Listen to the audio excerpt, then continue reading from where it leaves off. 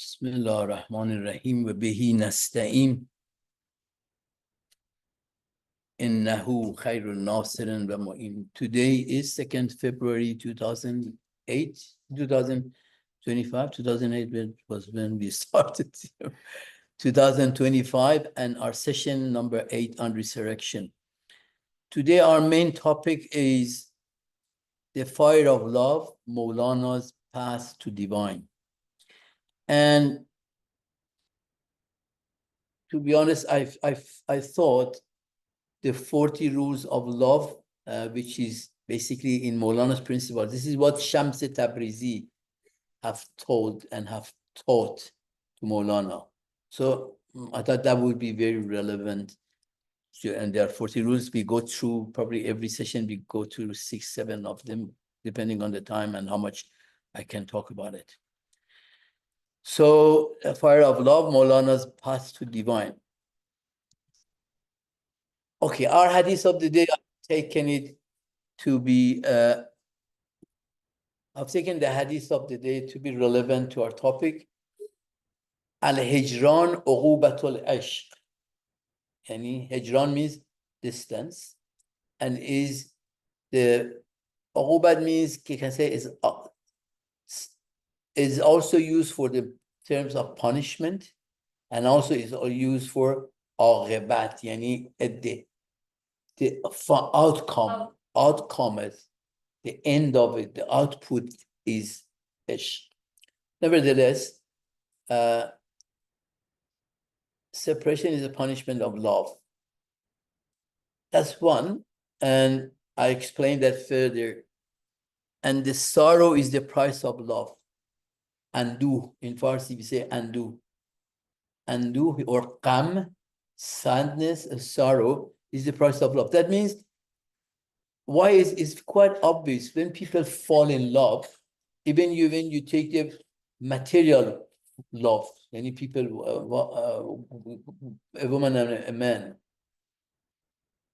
before they reach, when it's hijran and it's distance, is all pain, it's all sorrow, right? Masalan, I usually have a tendency to use a lot of personal experiences. Masalan, when at a point when I knew Khala, right? Shall I tell about my personal example? When and I don't want to go to detail, but when I knew Khala at a point, and it was my sister's friend, and then after a bit of talk and seeing each other, then at a point we decided we cannot marry, and something like that. And that day, it was hijran, that was distance, and I thought, I cannot see her anymore.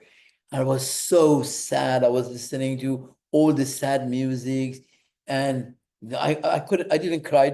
I promised I didn't cry, because I was not of a type that can cry that easily, but maybe it would have led to cry. It took only few hours, the whole thing. My elder sister, Rahmatullah, she came and said, what is happening? Said, why do you look so sad? And when I explained her, she said, no, come on, Nikki, why did you make such decision? Anyway, so we went, and thing happened, and then in 40 days we were married. Nevertheless, so that's an experience of personal, my material personal. I fell in love, right? So love is about hijran, it's about distance. And do you remember that the story of black wearing people? I said in the 2nd or 3rd. Do you remember? So look, uqubatul ishq, yani punishment of love. That person who had gone to that realm, and he was in he saw that beautiful woman, and he fell in love with that lady. And although every night that lady gave her a beautiful woman, right, to spend the night with, yet he loved her. And the moment, you remember this, right? I'm just reminding. The moment when the man went biqarar and became impatient and said, no, I want you, and went to the woman and said, she wanted to take the woman. Woman said, okay, I have one condition. So this is to do with this hadith. I've written here. One condition, that condition is I open my clothes, but you have to close your eyes for a few seconds, right? And you remember that, Nasir? I know he said, okay, he was so excited. He said, okay. He closed his eyes, and then the woman said, open your eyes. When he opened his eyes, he was on the ground, had come back. So that means when you fall in love, right?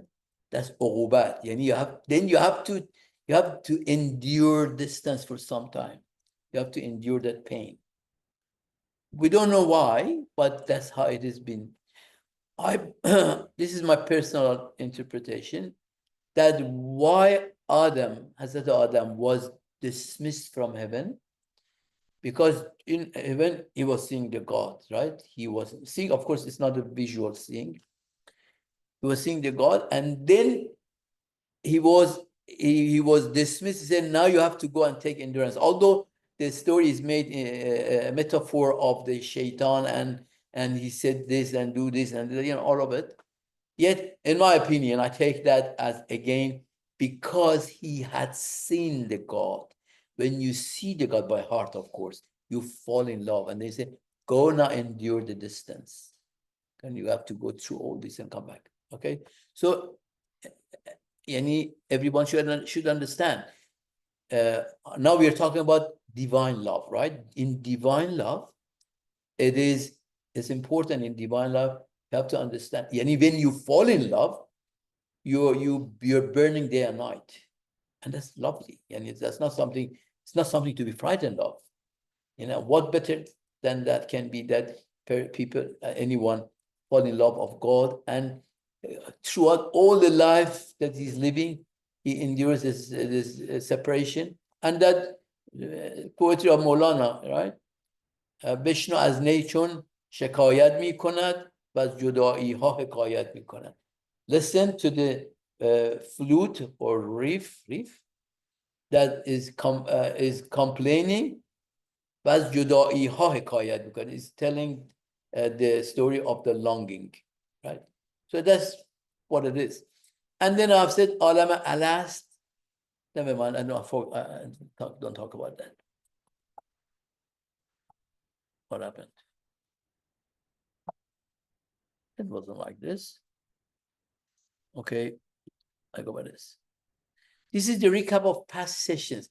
I want to forego this. I don't want to pass. I want to pass because our last session was also kind of recap of the previous session. So really, there wasn't, and you remember we discussed about certain things which were quite incomplete discussion.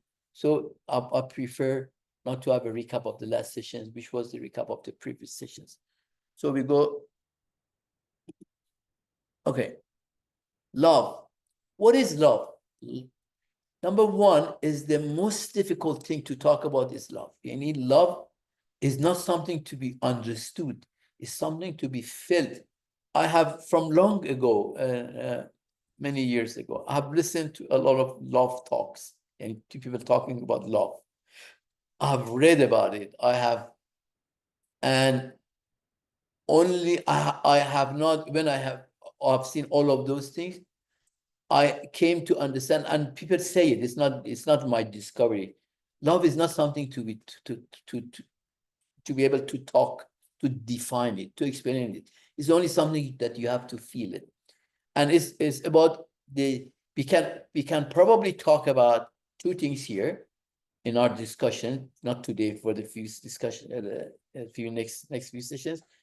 What are the signs of a lover?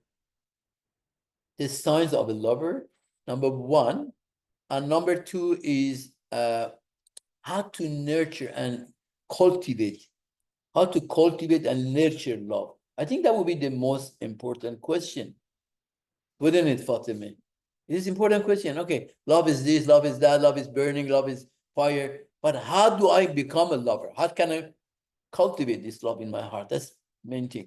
I try as much as I can to explain.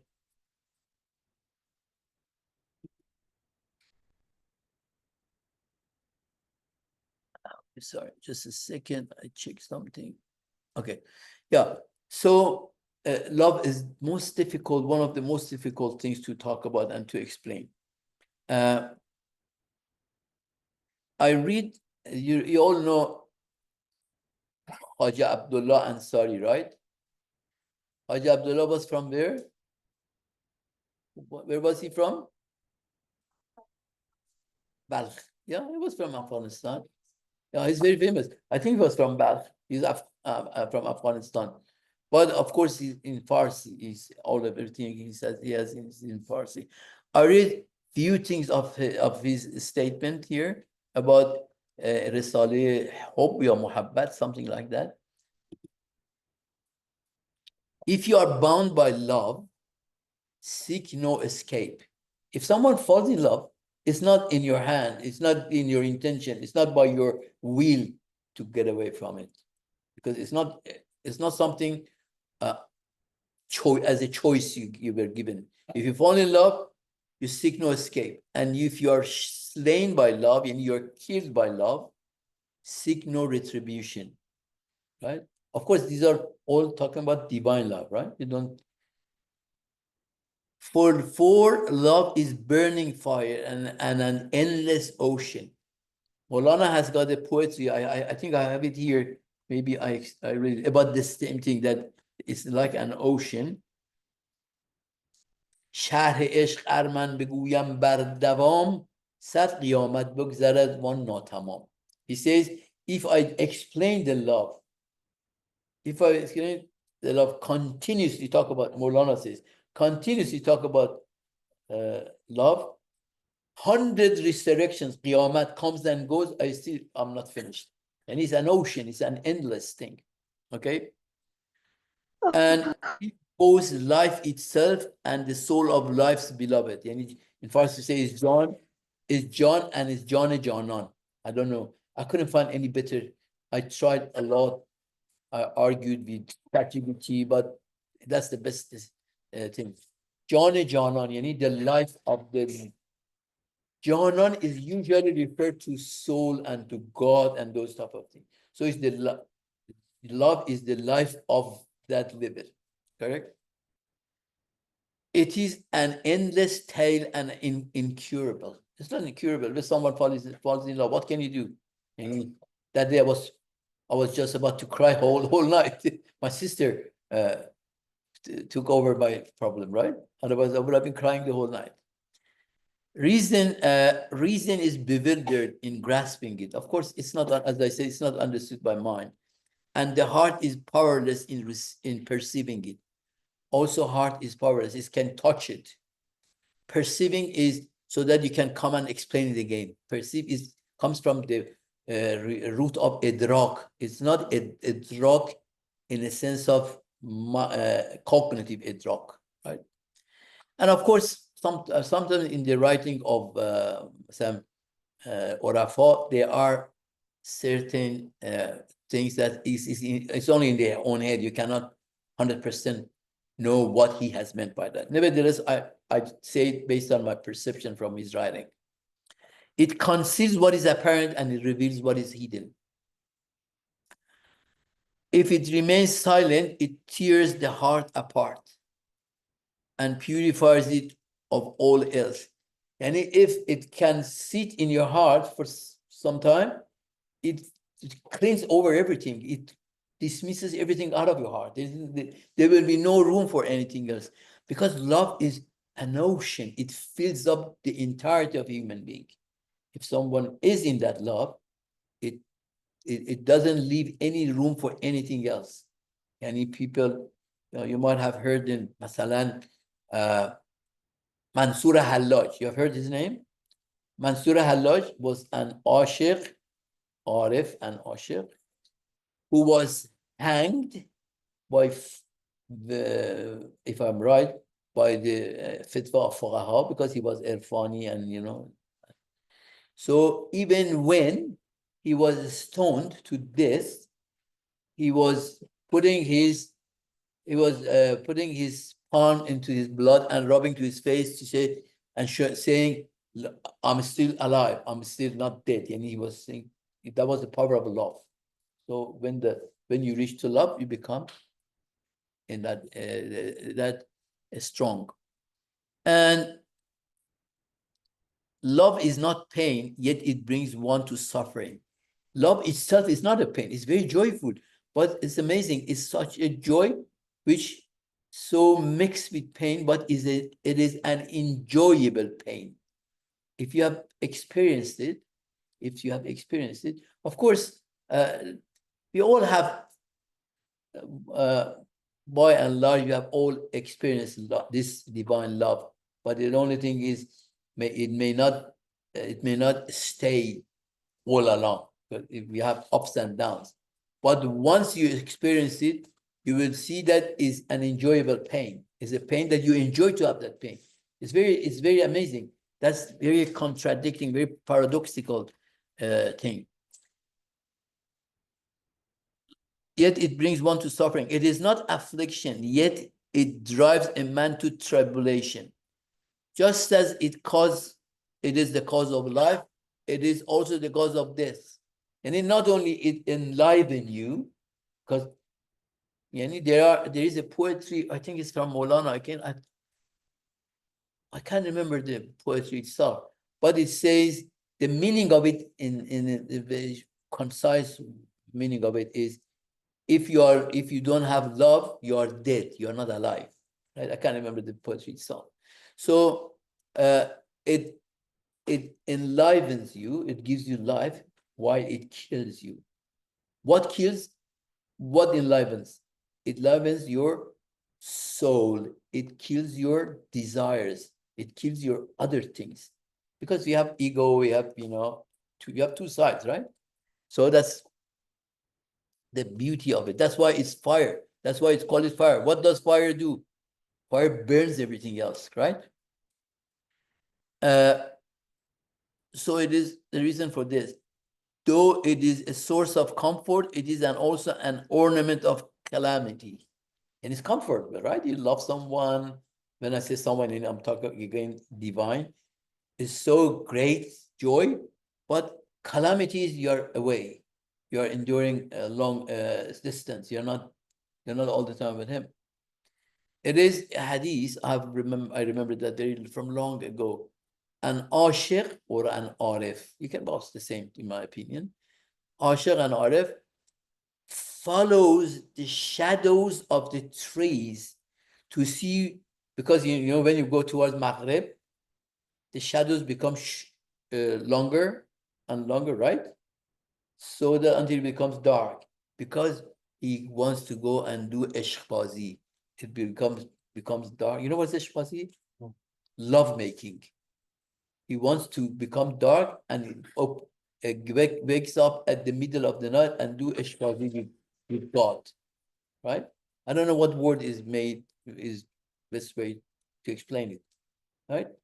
So an ashiq is always looking, he loves darkness because he will be alone with his God at the middle of the night.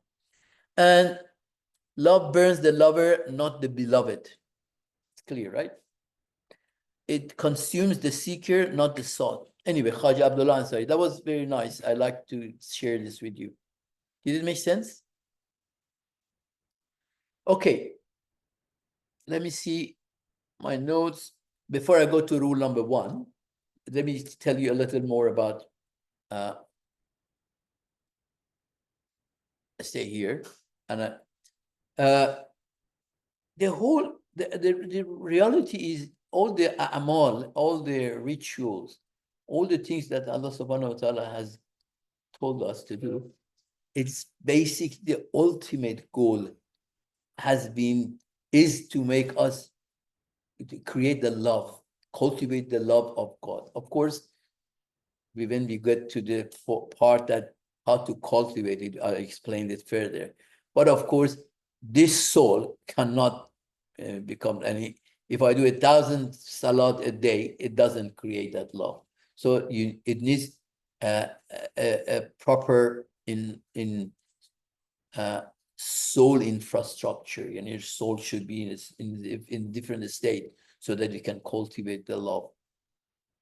So that's why, Masala, in Quran, Allah subhanahu wa ta'ala says, "Aqim as-salata li-zikri." Yani do salat to remember me, right?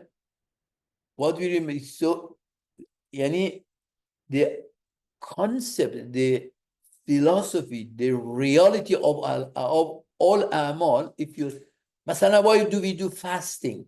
What does it have to do to, masala, to get, cultivate love with God? Fasting, when you don't eat and when you do also suppress desires during that few hours, 18, 16 hours, that you become semi-mujarrad. Mujarrad yani disengaged from matter, right? Because basically there are, I don't want to, because this talk can drag me on and on to others' side, but basically the desires come from eating, this material world. And matter, you're made of matter and you have to eat, right? But for that certain period of time, people are fasting, or people who are watching not to be overeating and who have a very less eating and confined or maintain a proper proper dose of food, if you like. So they become gradually closer to God, because God is mujarrad mutlaq, is absolute non-material, absolute disengaged. Disengaged means disengagement of God is not only from matter, it's from khiyal, it's from aql, it's from asma, it's from everything. And God's level of tajarrud and disengagement is very high. However, during the fasting, we do get a little bit mujarrad, semi-mujarrad. So we get closer to God. We can feel the God better. And when we fast, we feel closer to God, don't we? We feel, of course. You're right. You're right. Absolutely. But that is only the first few days. But the first few days is like that. Anyway, so that's one thing. The other thing is, you all know the stories of Lady and Majnun, right? Nasir, have you heard the Lady and Majnun? These were two lovers, right? And it's basically they were from Arab world. They're not. I don't think they were Iranians. And of course, the name of Layli. Anyway, I forgot the name. They have a different name, and they call him Layli and Majnun. Uh, Majnun had become too much. Look, duality. When you want to get close to God, you want to cultivate. That's one of the things. You should not have the duality between you and God.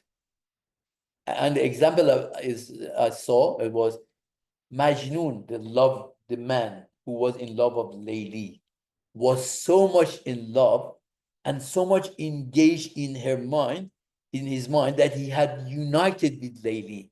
And when Layli come and see him, say, Majnun, it is me, he said, get away from me. Don't, you are annoying me. You are distracting me from Layli. Yani, you had become united with Layli in head. So even he didn't look at Layli himself. Layli was a duality for him. He had become Layli himself. He said, I am Layli. What do you mean?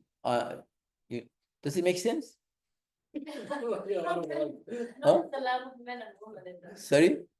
Hope that if your husband loves you, he would not want you to. If I said I'm annoyed, can you relate that to God?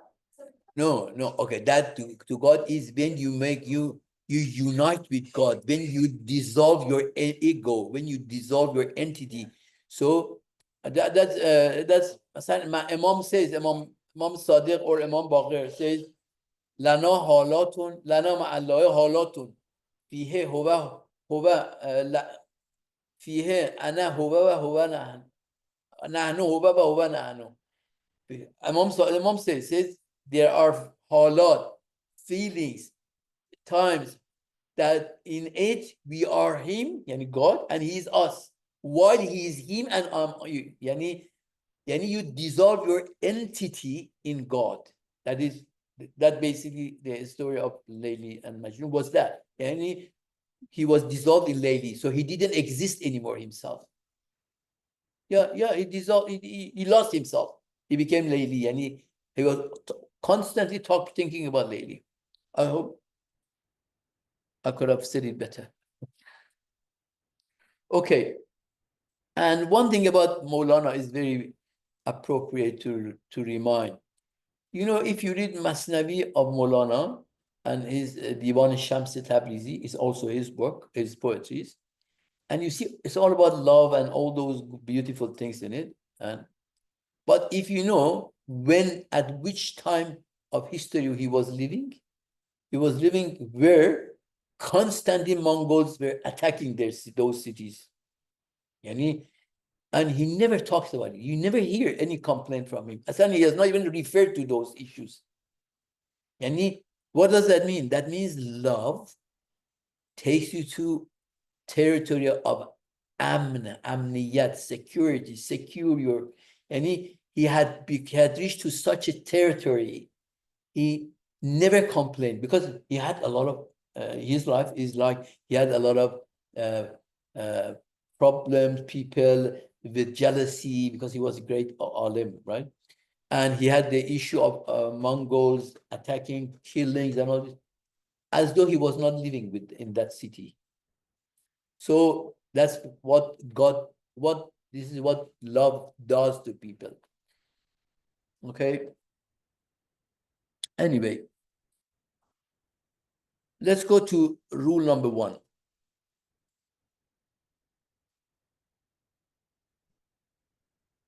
Rule number 1, God of love or wrath, whether God is a loving God or is an angry love, is reflection of our soul, what we are, what we think. There is hadith from Imam Reza, and unfortunately, I don't have a good memory for Arabic, especially. That I've read you before in when Imam Reza says, is hadith Qudsi. He's quoting Allah subhanahu wa ta'ala. Of course, he has quoted from his chain of hadith goes to Prophet sallallahu alaihi wasallam, where he quotes from Jibreel, which is quoting God, saying that I am what you think of me. If you think good of me, I am that. If you think some bad of me or whatever, if you think khair of me, I'm khair. So basically, our view of God is what we are. And how do we know what we are? How do we know what we are? It's not, don't think that it is you say, you think what you say, oh, I know God is merciful. I know, of course, when I think about it, God is so compassionate. God is so loving. No, it's not that.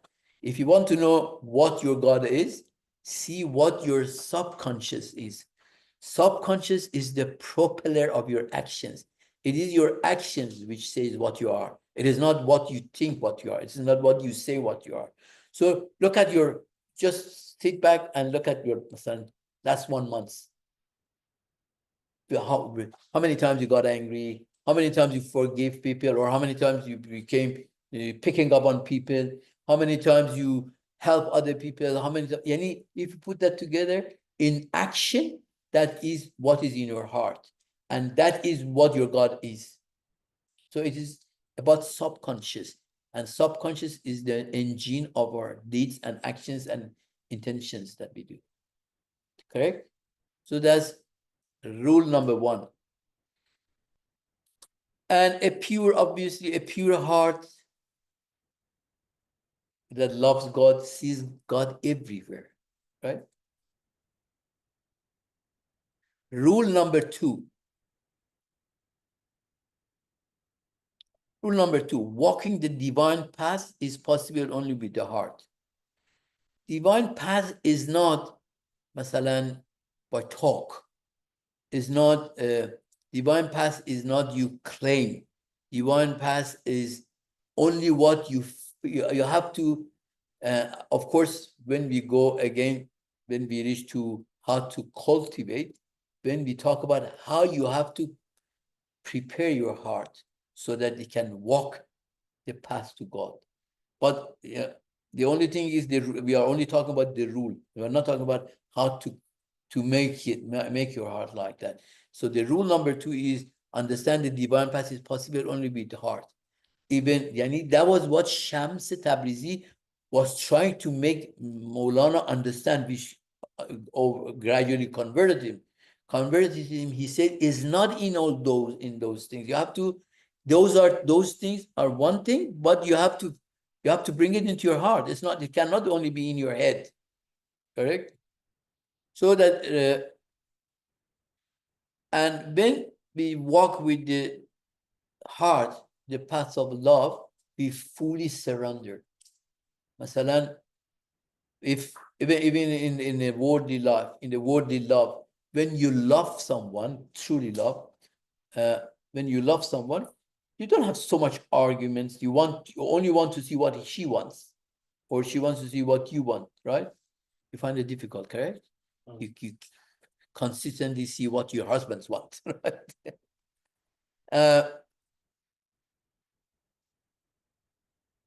I tell you this much. Maybe at younger age, I'm not saying it's not possible.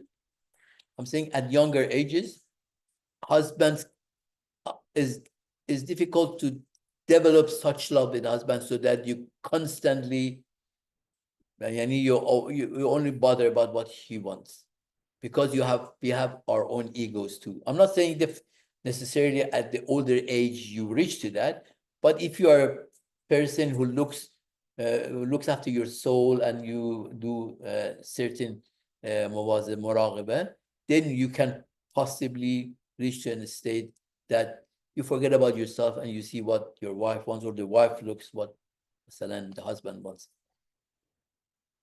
It is healthy, definitely.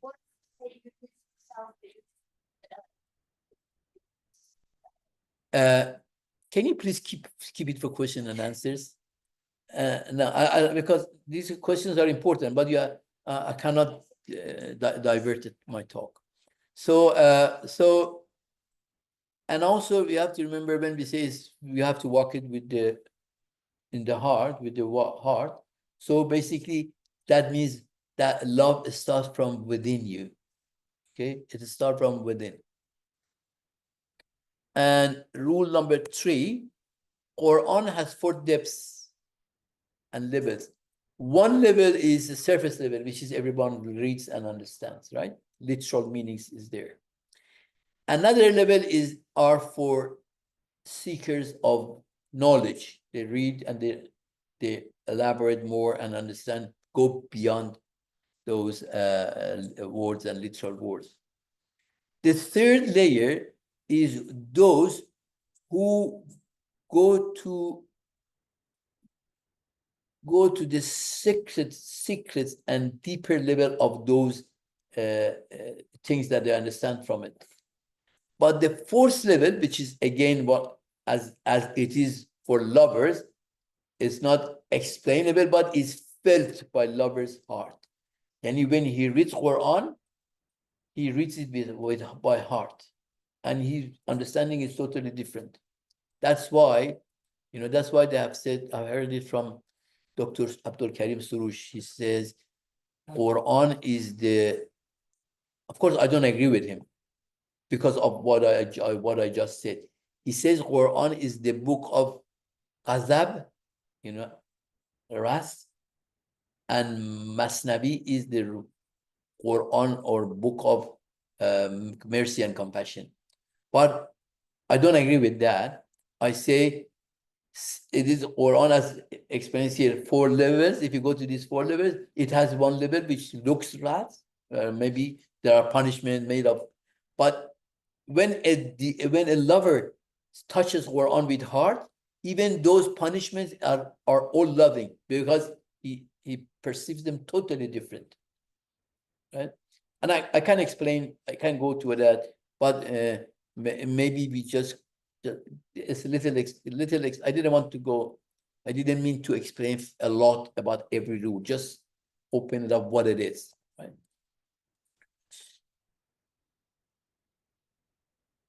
Rule number 4, God attributes can be seen in every particle of the universe. That is basically, also in physics, they call it holographic world. You have heard this word before? Do you know what it is, holographic? Holographic world is, it can be related to this. Holographic world is when, masalan, you have got a picture. I think David Bohm, the British scientist, it was with contemporary, maybe if he has died, it's recently died, maybe in the last 10 years. David Bohm has has introduced this concept that he made holographic photos, images, and of course it was like a scan. It was not like image printed on the paper. It was like a scan.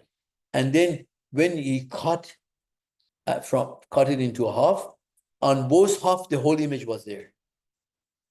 And when he cut the other one, he cut it into to four. All four pieces had the entire image, and 8 and 16, and even on and on. So this is holographic word. Holographic word is, if you go, I don't know how much you are. I know that you both have done biology, but I have not done biology. But Daniel brings a lot of biology clips, and we see, and is very enjoying. If you go to the biology, even when you go to a cell and you go to the root of a cell, you see a universe. The whole creation, you can see it there, right? If you go to the brain, you see the whole, just brain cells. You can see. So that is holographic. Or Imam Ali alayhi salam says, that's exactly the same thing. Do you think that you are the small matter? The whole universe is in you. That is exactly. They say, I read, from the skin, one cell of a skin, they can produce a human being. You know that, right? They can grow it in the lab, and so that's holographic, right? I said, think of form and matter to get more confused. Yeah. Okay. Anyway, so God's attributes can be seen in every particle of the universe. So that means, let's say, God is compassionate, right? All the planets are compassionate. Their compassion is what they're in the overall circuitry that they have, and in overall motions that they have created such an environment that just think of us human beings on the earth that have made the life possible for us. So they have compassion, right? They have even wrath, right? Sometimes human beings does things to the earth, and they take all the trees, cut all the trees. Then the wrath of the earth is the flood, when there is no vegetation and the trees. So basically, God's attributes is found in every particle, and when it's in every particle, that means it is in us as well, right? It is in animals too. It is in. I remember once I said that in one of our classes, 2009, in my home. I remember that very well, in Mission Heights, and it was a morning. Yeah, all were there, and I said, even God's attributes are in the semen, in the chromosomes, right? It's potentially all the attributes are there, and someone there not objected, but kept questioning me, and he didn't want to accept it, and I did explain. So it is what it is. Nature whispers the names of God. Yeah. When you say, I tell you one example, a personal experience. It was really amazing. Like 3 years ago, for sometimes I used to go by Fajr to the seaside in Cockle Bay and do my Salat al-Fajr there.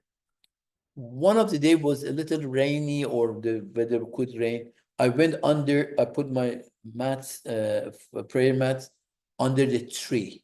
And you know that at that time of the day is full of the birds inside the tree. And I stood and I said, Allahu Akbar. The moment I said Allahu Akbar, you don't know the chirping of these sparrows. It was amazing. And more interesting than that was when I was finishing Masal Hamdu Surah and wanted going to Ruku, they stopped. The moment I started the Ruku, Zikr Ruku, they started to chirp. Whole Salat, they did it. It was such a thing that I did another Salat, and I put my camera on, just at least, it was dark, but you would take their chirping his voice sound. And I recorded it. I don't know where it is. It was so beautiful. When I read, they started to chirp with me. When I stopped, they stopped. When I restarted, they stopped. Anyway, these things are amazing. So to see all these things in the universe, we need to have our eyes open, the eyes of the heart. Again, it's not the eyes. You are blind. Really, you are blind. This eyes doesn't see anything. So we go to rule number 5. What time is it? Rule number 5. Okay, let me stop at rule number 4 and give you one of the ways of cultivating love. Do you agree? Do you think it's better, or just continue on this? Okay.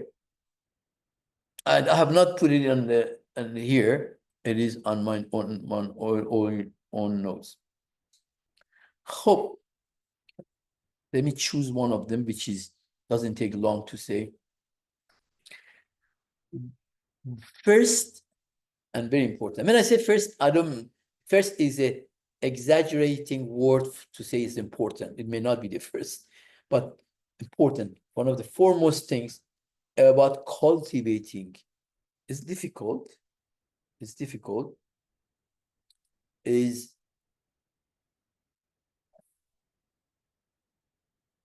وحدت وجود. But what is your understanding of وحدت وجود?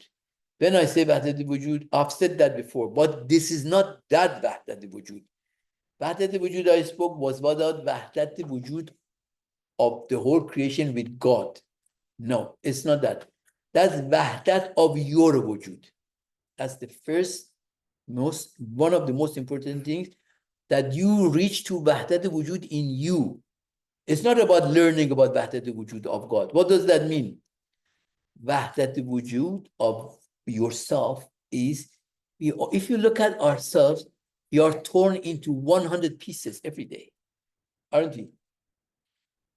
We are torn into, yani, is our focus, is our mind, is focused on our job so much. Not that we shouldn't work, I tell you, explain. It's so much our children that we even sock them and make blood spot on their face. Some people, right? We are torn into, you can name it. How many desires are legitimate desires? They are not, it doesn't necessarily mean illegitimate. A legitimate one, even the worst. But even the legitimate one, when they find independence in you, that means you are scattered. You are torn apart into 100 pieces. But if you can reach to wahdat in yourself, unless you reach to wahdat in yourself, yani you become one mawjood. You have one wujud. Okay, it is my wujud, then my wujud has become ears, that becomes eyes. Sometimes it becomes mind. Sometimes it becomes imagination. But if they are all related, rooted back to divine, then you have wahdat wujud. But if you are not mindful of what you're doing in its connection to God, then you're not wahdat wujud. You are kasrat wujud, and that is the practice. How can you do it? Meditation is one of the good things about it. Meditation helps a lot, and there is contemplation, thinking, remembering, reading, and reminding yourself of how everything is. We just said in Asma'ullah is in every particle of the universe, of the creation. So if we remember those things, so we can over the time gradually become more mubahid in ourselves, wahdat in yourself. Okay, so I think that's very important. But I thought about it and I've written 7, 8. I can write more for the future. You don't need at the moment. Every session I give you one practical way of cultivating love. It's important. We are not there is not much point in learning about love. The most important point is how to cultivate it in us, right? And once, don't think, it's important, don't think it's going to take you, you have to do 20 years of work to reach to that. Believe me, it can be such a short time, but it doesn't mean that you're constantly on that state. You once you start to reach, to get close to it, you will be on and off, and you will, with more practice, you become full mubahid in you, and you encompass all your diversities in yourself. Okay, Sallallahu ala Muhammad wa ala Muhammad. If there is any question, I can ask.